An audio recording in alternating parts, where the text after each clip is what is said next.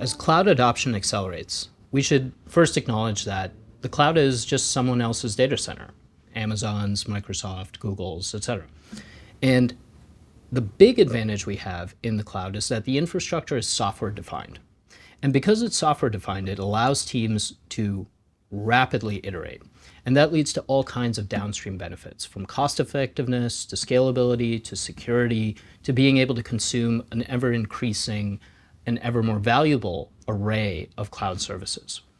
The most important thing that we've seen as we've helped a lot of agencies move to the cloud is that it's important to try not to disturb existing IT operations or to deprecate a legacy system while simultaneously trying to rebuild it and replace it.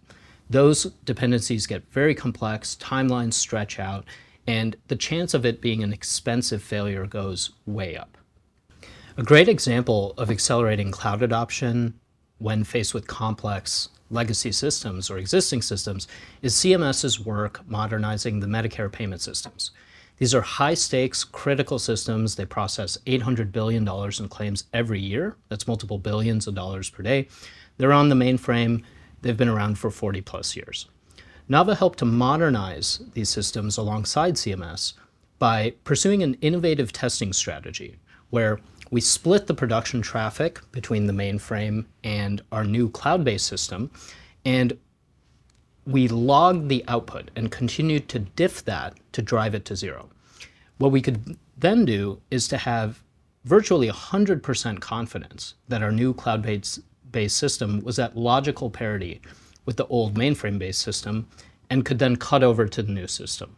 I want to acknowledge that cloud adoption isn't formulaic, there's no easy playbook for it, but there are proven sound strategies that can facilitate and accelerate cloud adoption and avoid some of the more common mistakes.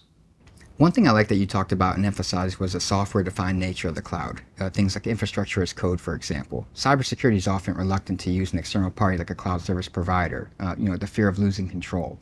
But there's value in migrating to the cloud from the security perspective as well when we think about security control inheritance, streamlining the ATO and RMF processes, for example. Minimizing that burden on developers and engineers and system owners, as well as leaning into things like infrastructure as code and building in security by design for like hardened landing zones and meeting security compliance requirements for the agencies. So I think it offers an opportunity to not only migrate workloads to the cloud, but modernize the way we do cybersecurity as well.